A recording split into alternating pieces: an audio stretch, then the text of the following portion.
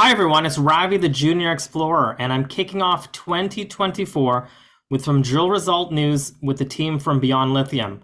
I'd like to welcome back to the channel President and CEO Allan Frame and VP of Exploration Lawrence Tsang. Thank you, Ravi. Good to see you again, and all the best in 2024 for you. Thank you, and Happy New Year to the both of you as well. New So Year. let's go right to the highlights of the news release.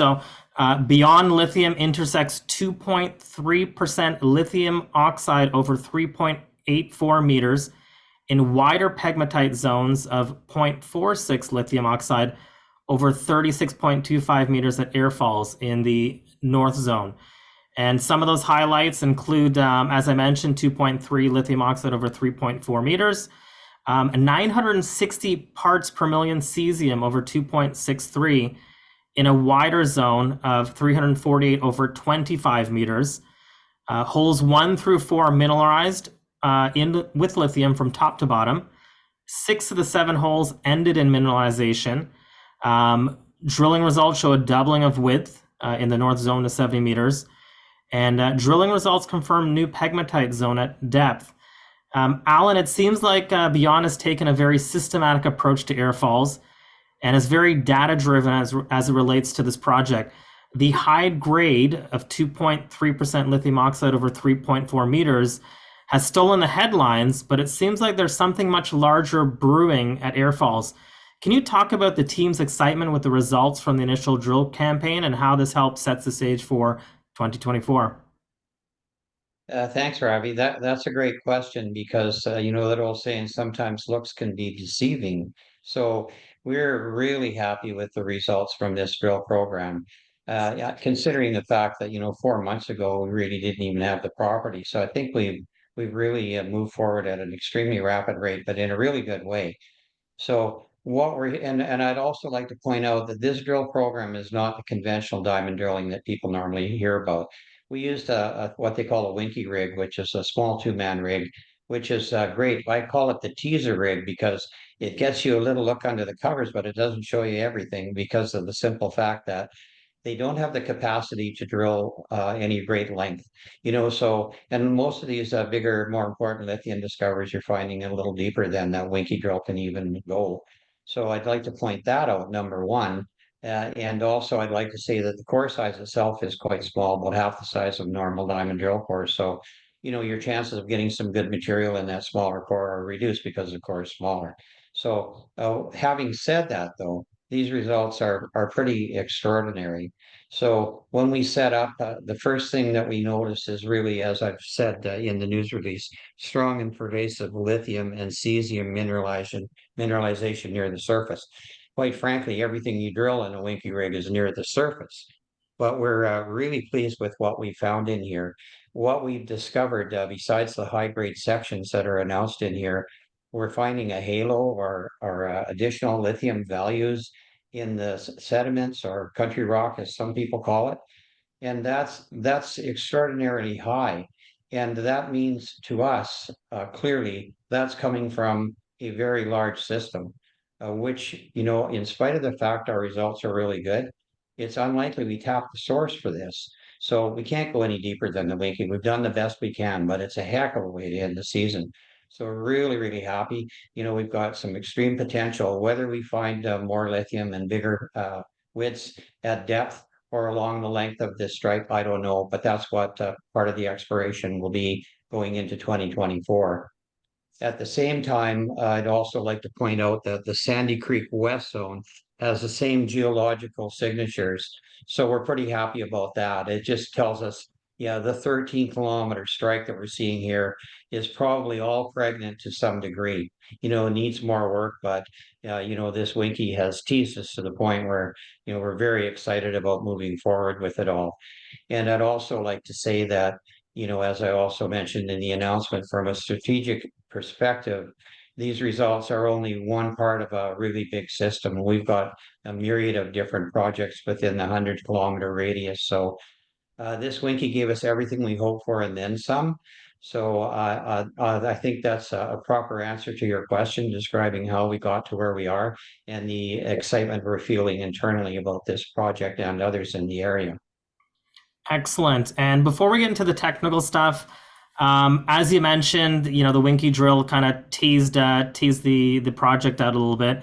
2023 was a rough year for many lithium juniors. Obviously, we had the wildfires. It prohibited a number of companies from actually doing some field work. Do you feel like being able to get this little test drill program in there, I guess beneath the wire or below the wire, that you guys were able to kind of get ahead of a lot of the folks moving into 2024? Well, for sure, because I mean, this clearly leads us in the direction we were hoping for. We have put in an application, a permit application to do proper diamond drilling on Ear Falls and Victory as well. But now with this information, it advances us fairly dramatically. It may have taken us, several months in the new year to get to this point where we could thoroughly understand where we should move the drill rigs to. Now, Lawrence will obviously explain what we're going to do next, but yeah, this Winkie program has saved us a lot of time and effort and will give us a really big head start into 2024. Okay. And so 7 AQ size drill holes only tested 200 meters along strike and up to 60 meters below surface. Multiple subparallel spodumene bearing pegmatites have been mapped over this 1.5 kilometer trend. Holes 1 through 4 all intercepted multiple subparallel spodumene bearing pegmatites. Beyond was able to confirm the higher grade zone are enveloped in a wider pegmatite zone. The north zone has now been expanded 7 times wider than what was originally observed through the surface stripping program. On this diagram, there's a projection of northeast spodumene pegmatites, in which the Wenasaga north zone has been expanded to 70 meters. What are the key elements? What key elements played into part of this progression of the north zone? And is it safe to say this expansion area could further widen and play host to additional dikes? Yeah, 100%. I think the key thing is that from graph samples, we saw what we can find on surface, and then we able to do some stripping. We able to expose some of the spodumene zones, pegmatite zones up to like 9.8 meters, just less than 10 meters. However, with the drilling, I think that's what really excites us, is that, yeah, the lithium mineralization, basically, we saw that it was so extensive from top of the hole to the bottom of the hole, and we are seeing the extension of that over 60 meters. So based on that, the observation from the structure data, from the mineralogy, lithology data, we now have more confidence that the projection of the northeast spodumene-bearing pegmatites is actually another subparallel dikes of where we initially discovered the Wenasaga North Zone. So that's how we able to be more confident saying that, yep, the zone is not just 35 meters. We should have deeper, longer holes, and then we should be able to hit the other subparallel dikes that is projected from the northeast area. Similar scenarios, we also have another dikes to the southwest, and that's combined to that 1.5 kilometers strike length of this area that we have already identified spodumene pegmatites. So that gives us really, I think, excitement saying, okay, the zone is not just one zone. We're seeing subparallel dikes. They stack against each other, which makes the entire zones much wider and much more exciting. Okay. And I just wanted to kind of just quickly touch on a couple of drill result highlights. So the Ear Falls 04, we have 3.84 meters at 2.3% lithium oxide. And within that same hole, we have almost 10 meters at 1%, and an astounding 42 meters of almost 0.41%. And then it also continues on some of these other holes. So we have 15 meters of almost 0.29% and 25 meters of 0.3%. Now, as we get a little bit more into the drill holes, if one were to skim over a news release, they may look at the results and say it's a nothing burger. However, holes 1 through 4 are mineralized with lithium and cesium from top to bottom. And as earlier mentioned, 6 of the 7 holes were shut down in lithium mineralization, demonstrating the system remains open at depth and along strike. Before we go into a separate discussion regarding halo and new pegmatite zones, Can you talk about the nature of this mineralization throughout the 3 holes on the slide, including the high-grade zone? Yeah, so the main high-grade zone there are carried by all the spodumene-bearing pegmatites, where you're getting at least 0.5 to over those 3 to 4% lithium oxide. And then the alteration halo, when we comment about the pegmatite zones that's between the pegmatites and all those, and also the country rock, and also the meta sediments rock in between.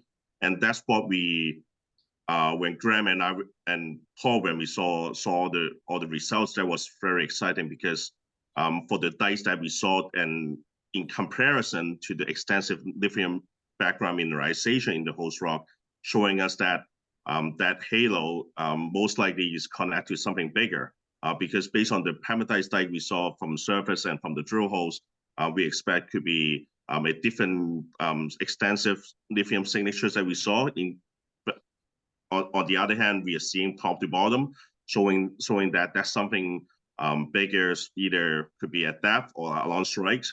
And I think that's something really important from this Winkie teaser drill program, because drilling deeper and longer holes always cost more money. And then from this program, allow the technical team of Beyond saying that, okay, we now have seen that extensive mineralization. We have more confidence to saying that, hey, and we should waste a little bit more money because we need to drill a few deeper holes.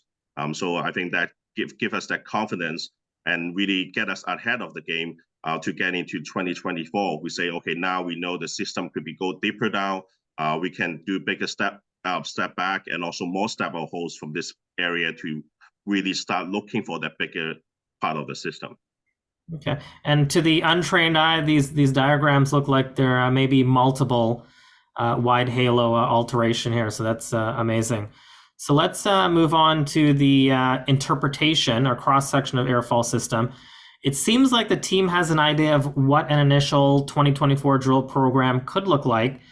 The slide shows the interpreted geological cross-section of airfalls. Lawrence, can you tie the AQ drill program outlined here in blue with the surface sampling and explain this interpretation of the cross-section? And can you talk about the proposed holes and how these can determine if it is truly connected to a larger system at the North Zone?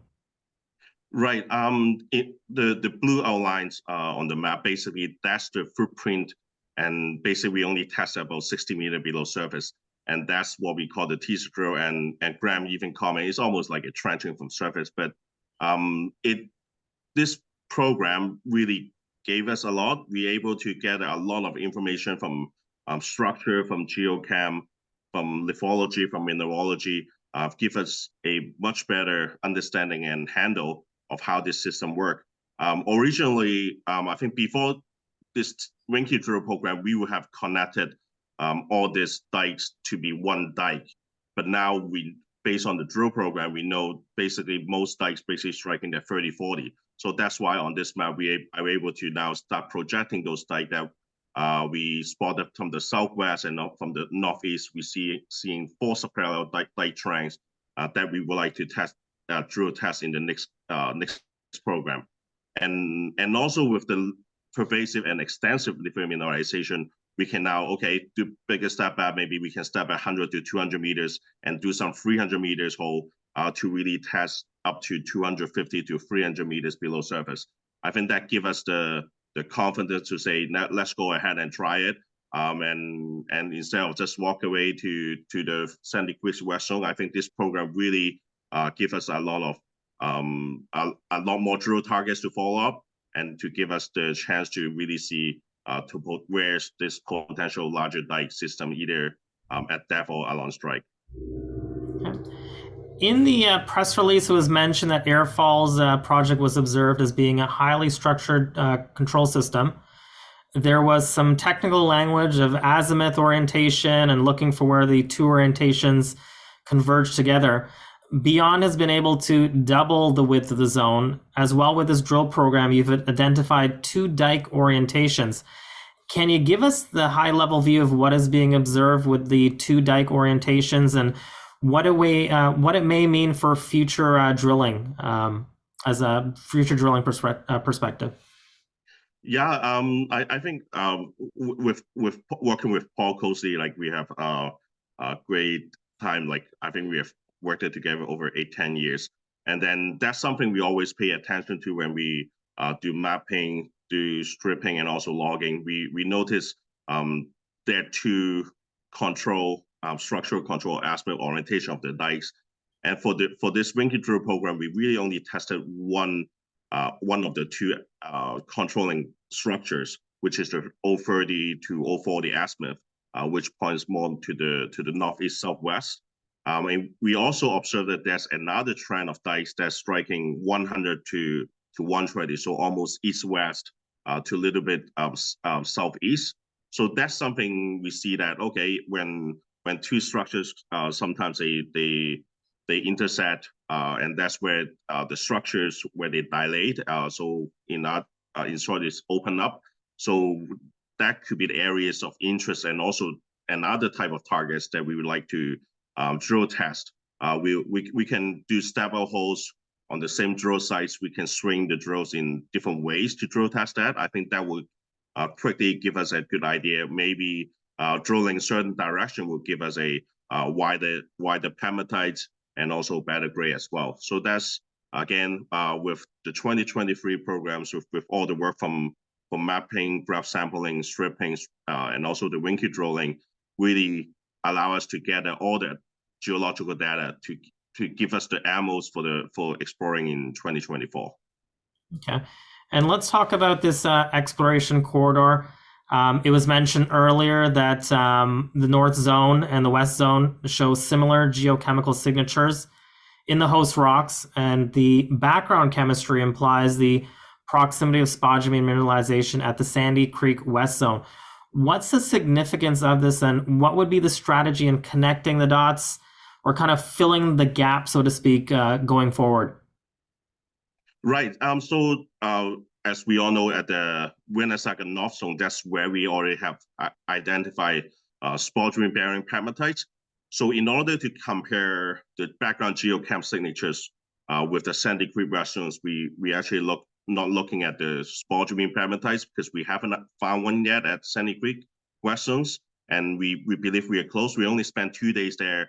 We got some meta sediments samples from Sandy Creek West Zones, and we compared that directly with the meta sediments samples that we collected from the Wenasaga North Zones, and basically they showing almost identical range in cesium, in potassium, rubidium, etc. So that gives us the confidence saying that okay, they are the same system within the right exploration corridor, right mineralogy.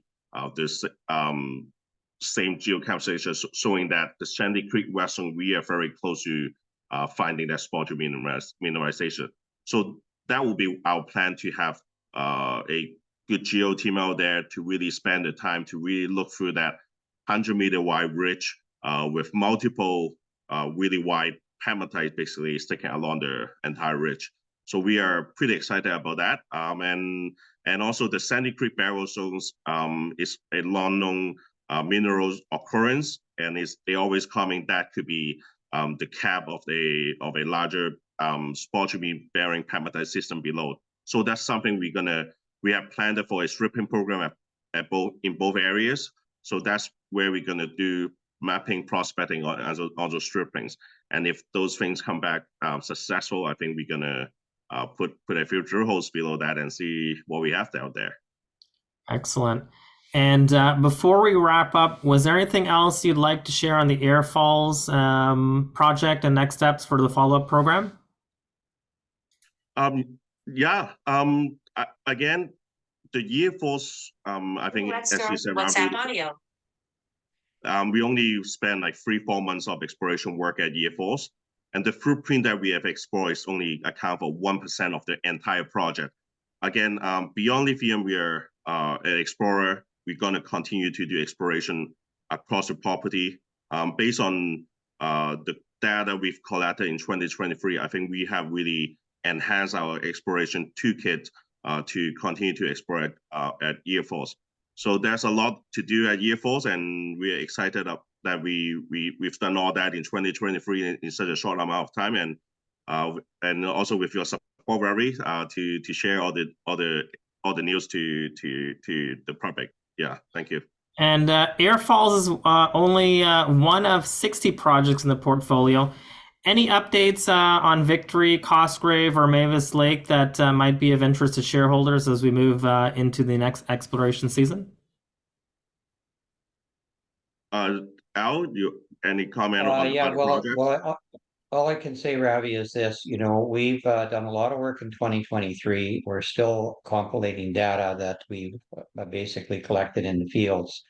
Over the next very short period of time, like within days, actually, we'll be having a brainstorming session, taking a look at all the data we've collected and making a determination on how we want to proceed into 2024. So at this stage of the game, we'll have active plays in all of these areas, but just how they all pan out and which ones get more attention than others, we're not 100% certain. But we look forward probably within the next 2 weeks or even less to having another shareholder update explaining where we want to concentrate our efforts in 2024.